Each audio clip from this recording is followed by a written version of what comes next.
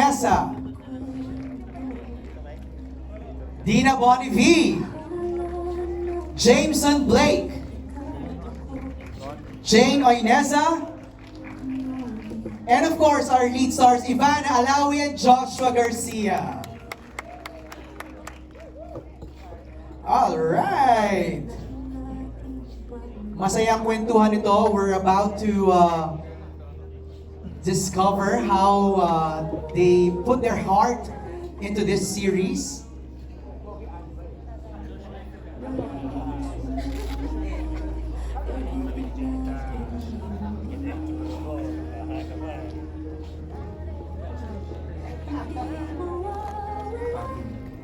All right, here we go. I'll give the art friends from the press a few seconds to snap their photos. Can I request the cast to just look straight, please, everybody? Everybody, please look straight for just a cast photo. Thank you very much. Let me cut your conversation short. Ara, look straight muna, please. Just for a photo from our friends from the press para lang meron na silang agad na ma-upload as we begin our media conference. Okay, we'll have a group photo later on, pero simulan na natin. Let's get the ball rolling. Ivana, Joshua, ngayong napanood nyo na, anong reaction nyo? Lalim na na. Lalim, ano? Ako masaya ako. Masaya ako for everyone. Kasi... Uy, nakakadalaw ka na. Hindi ko alam kasi, speechless kasi ako, hindi ko alam ang sabihin ko. Ang yummy mo! Aha! Ang ganda.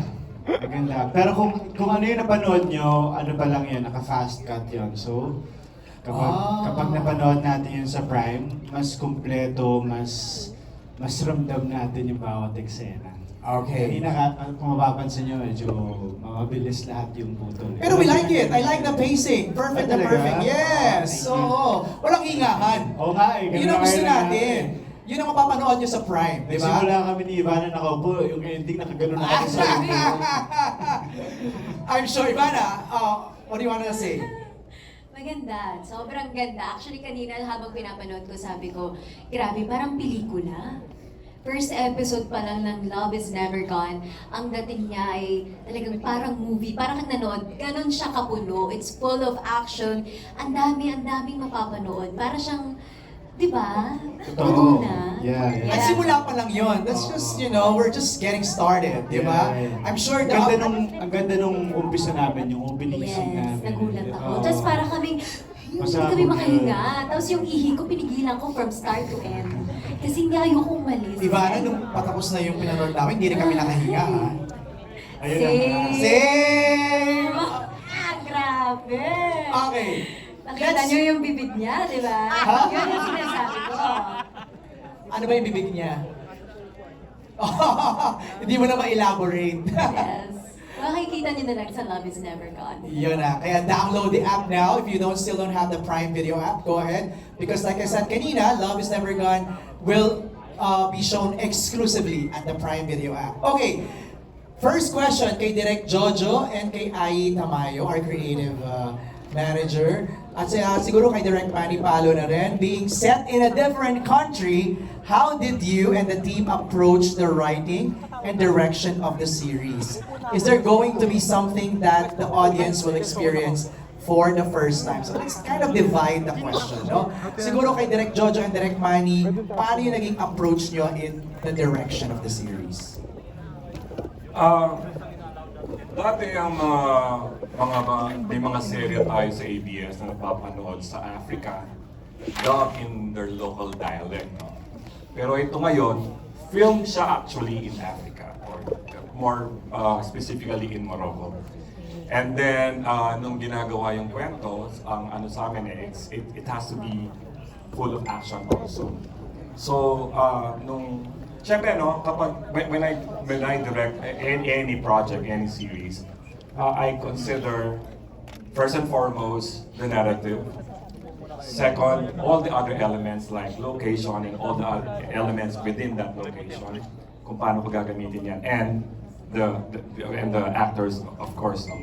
Tapos, inano namin, sana may maipakita tayong bago. Like napansin naman siguro, the camera movement is not static. Mas filmic ang approach. Because it's gonna be shown on Prime Video. Diba? Stream na, ano na siya, diba? Streaming na siya. And we always firmly believe that our audience deserve nothing less. Agree. Direct Jojo? Halos sasabi naman na ni Direct MP. The camera angling is different. The action scenes plus the undeniably chemistry of Ivana and Joshua na meron talaga. Di ba, yung titigan pa lang nandun na.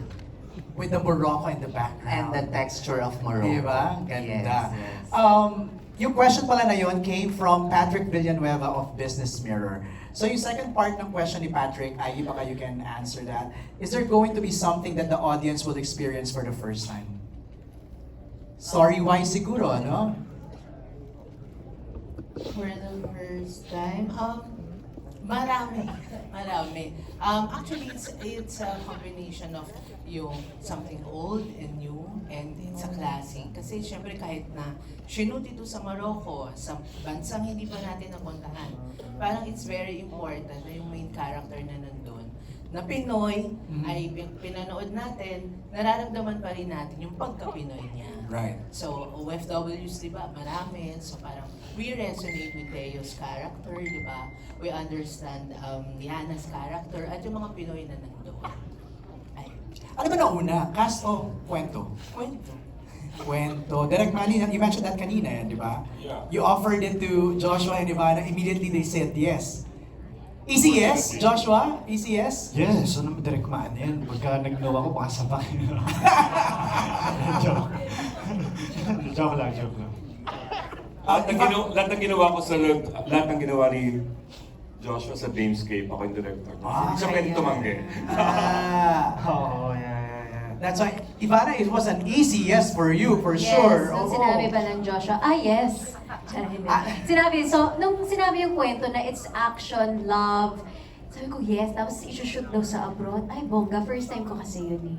Tapos sinabi Direk Manny, ay, natakot ako. Tsaka ang ganda ng character mo. Oo, Gusto mo sobra. yun yung parang- Sarap. Kasi parang, Ang dami mong karakter. diba, ginagawa ko lang siya dati sa vlog. Disguise. Tapos ngayon, nakita ko na siya, mahirap pala pag itong series. Oo, galing. Okay, next question ni Patrick is for Ivana. What was your inspiration coming onto the set in terms of your approach in acting? So, siguro, Patrick is curious kung meron ka bang parang pinag-aralan?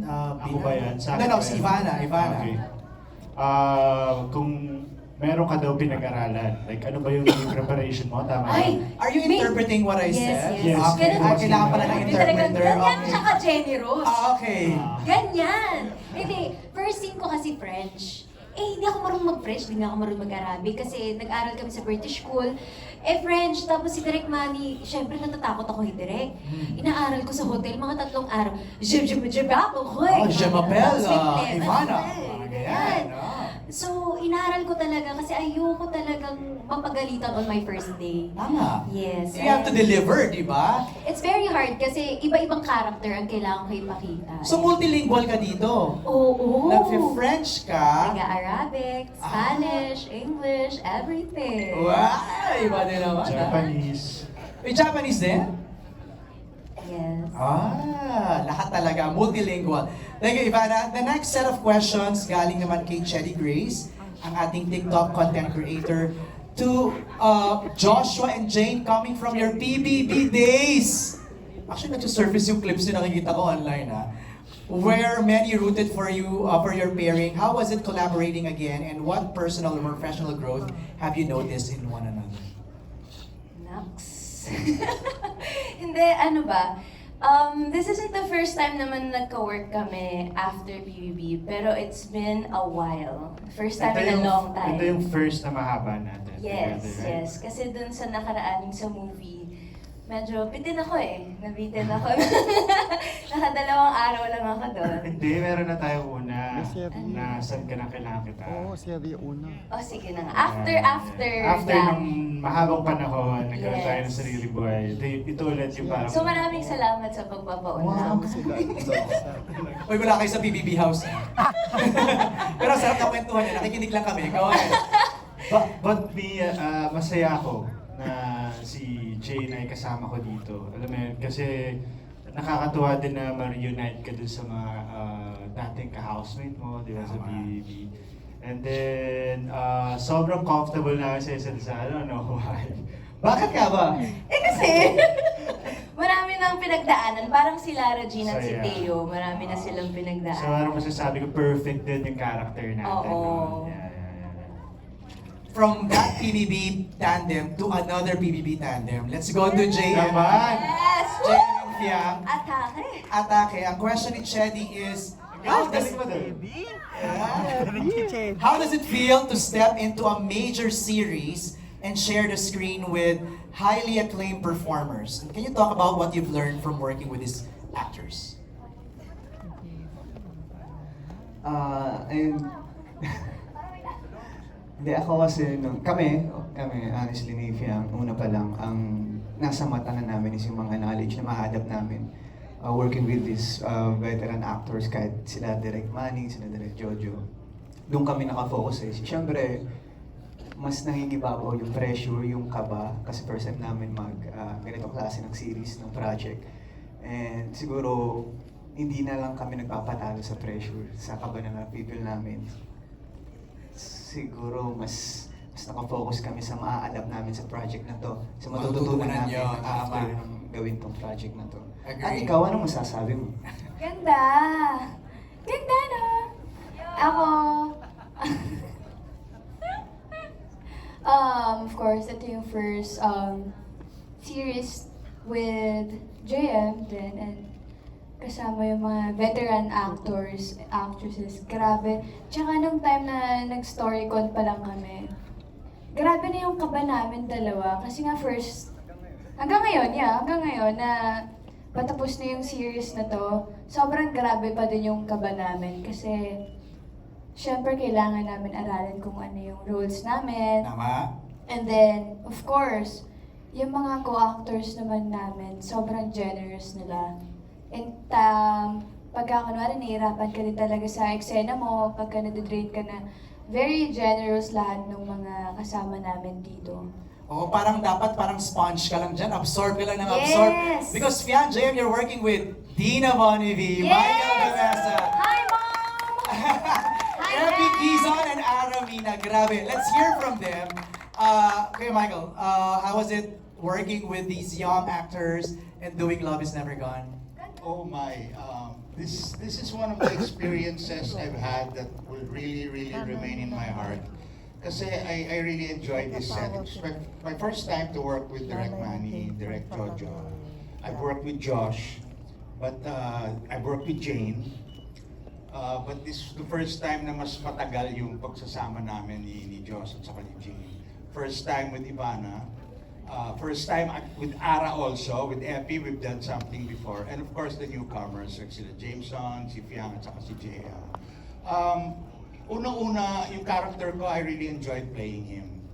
He really grew on me na every time na may taping kami, sobrang excited ako, looking forward sa mga eksena.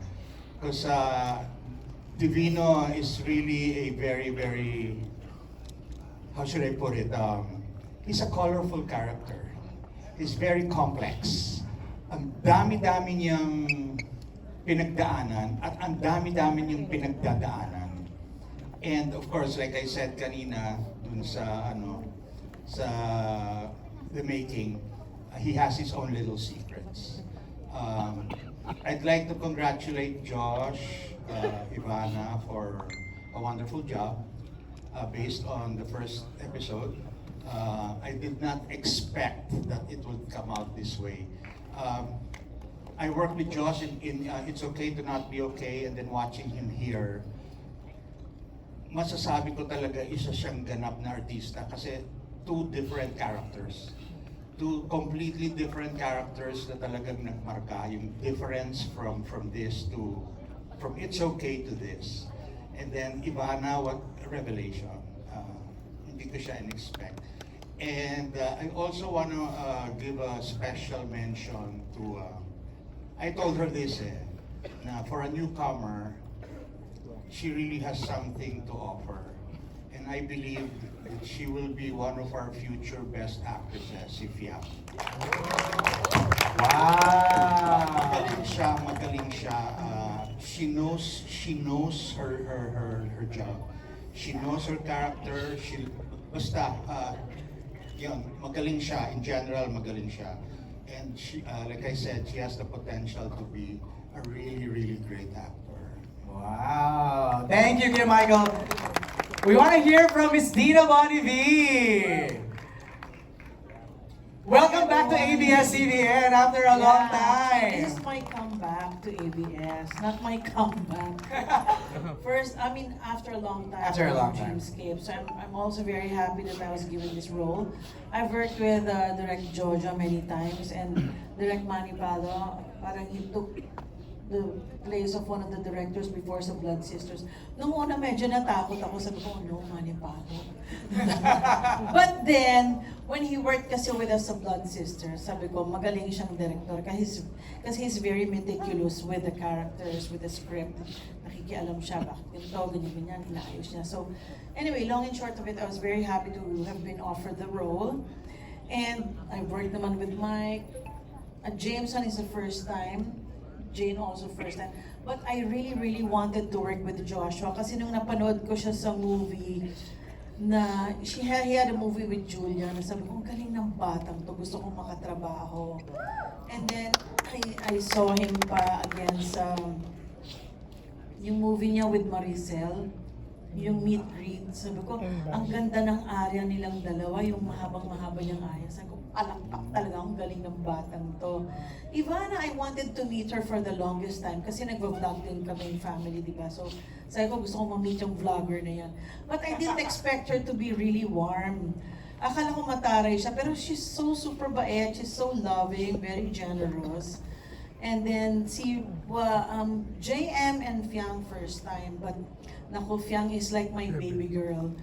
Lahat naman ng nagagawa kong series, pag anak ko, nagiging anak-anakan ko talaga. And I would say, just like Michael said, Fiang has a lot to offer. I mean, she has a lot to promise her audience.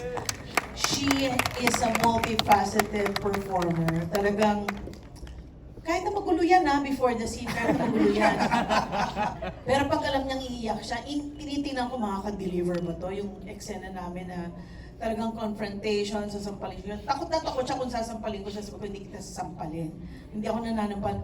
Hindi, pwede lang kahit slight, hindi nga kita sasampalin, sabi ko, sabayin mo lang. But I was amazed that she was able to deliver. So sa mind, magaling kong bulilit na to. And si Ronnie, hindi ko siya si JM, hindi ko naka-eksena. Si Epi, first time in the same project, but I'm sad that we never had a scene together except for one in the hospital. One lang sa hospital, wala pang masyadong dialogue. Ayun.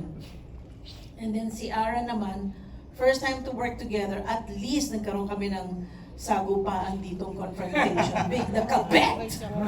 Ayoko ng kabet!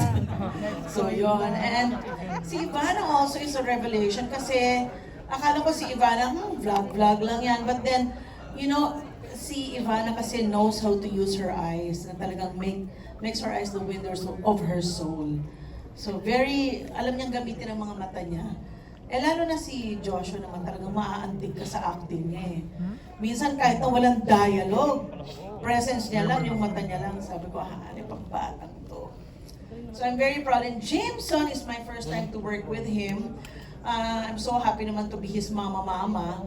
So he's also discovering his skills, but I'm really proud na talagang he's diligent enough to really study his scenes, to know his scenes. Minsan naaawa ko sa kanya kasi lagi siyang galit sa eksena. I mean, yung character niya kasi ganun. But yung weakness kasi ng character ko, Katarina has also many facets. I love playing the role. I actually played with the role. minsan meron siyang, basta, kumbaga mayabang siya pag alahera, ganyan-ganyan, mataas, alta, which is type na type ko yung mga roles na yan, alta. Ayoko ng bored. And then, hindi, mahirap kasi mainit eh, pag doon ng shooting, ayoko. Pero pagdating nga kay Divino, naiinis ako sa mga pambababae niya. But yet, I'm not so kawawa naman to run after him. Parang, sabi ko nga eh, parang a man who's easily taken is public property and it's not my business to run after something that's publicly owned. I know me. Diba? Parang you know yourself. Nakakatuwa. Basta one thing that I really liked about working in this set, para kaming family. Pag nasa room kami nila, Jane, si Fiang, ang gulo-gulo namin, tawanan lang kami ng tawanan. For the first time, I felt like I wasn't 64.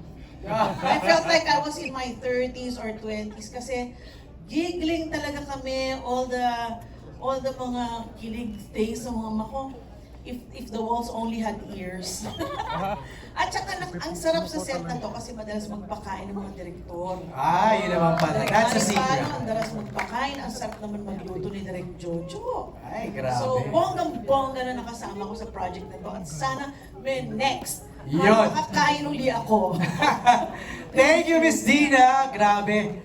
Floating on cloud nine si Fiang, si Ibarra, saka si Joshua sa mga sinabi ni Miss Dina. Ara, ikaw naman. How does it feel to be part of Love is Never Gone? I never expected na magiging part ako ng show kasi ako yung pinaka-late na pumasok sa Last edition. Okay. Na pumasok na dito sa cast. And hindi naman po ako nagdalawang isip na tanggapin yung kasi like what Miss D told earlier na nung pinanood niyo si Joshua na magaling si Joshua, sabi ko napanood ko na rin siya. Sabi ko magaling tong batang to. So nung in-offer na magiging mom ako ni Joshua,